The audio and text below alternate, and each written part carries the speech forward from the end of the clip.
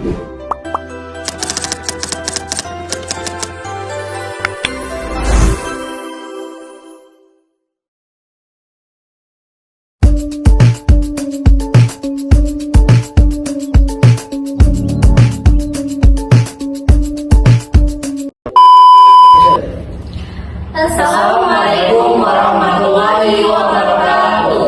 Halo semuanya, selamat datang di podcast Hukum Kita. Hari ini kita bakal ngobrol seru nih tentang bagaimana sih berkas perkara itu disusun dan apa yang harus kita lakukan kalau arsip putus hilang. Bareng saya, Manasari, di sebelah saya ada saudara. Halo, saya Awal Alfarizi sebagai staf panitiaan. Hai, saya Fitri Alaisa sebagai staf bagian arsip.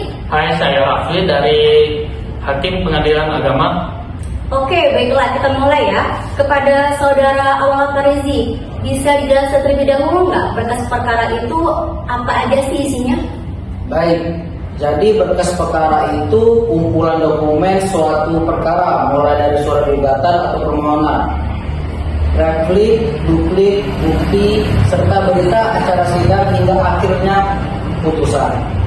Semuanya harus tersusun rapi, lengkap, dan terdokumentasi dengan baik karena itu yang menjadi arsip resmi di pengadilan. Wah, berarti banyak ya, nggak cuma keputusan saja ya? Betul.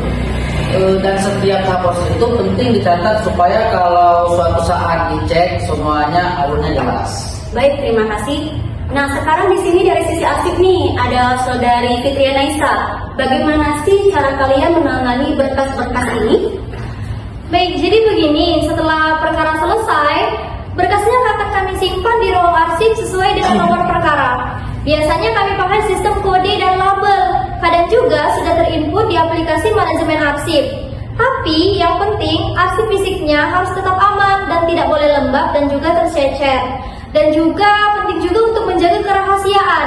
Kadang kan ada perkara yang sensitif, jadi tidak semua orang boleh mengaksesnya gitu. Nah, ini menarik nih. Kalau tiba-tiba arsip putus hilang, apa yang kita harus lakukan?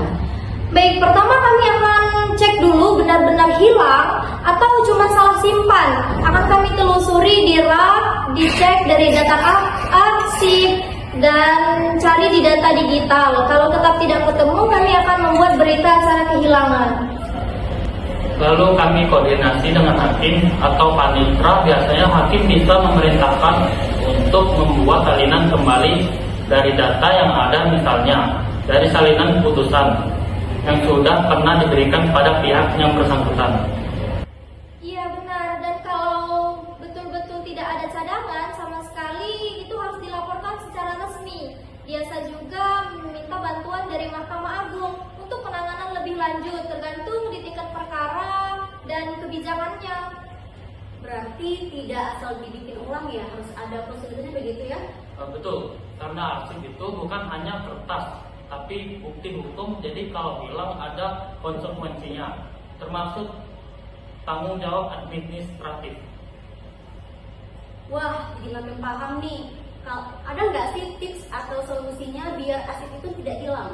Solusinya yaitu rajin update daftar arsip, pastikan tempat penyimpanan aman, dan juga jangan lupa semua staf harus disiplin dalam menaruh dan meminjam arsip.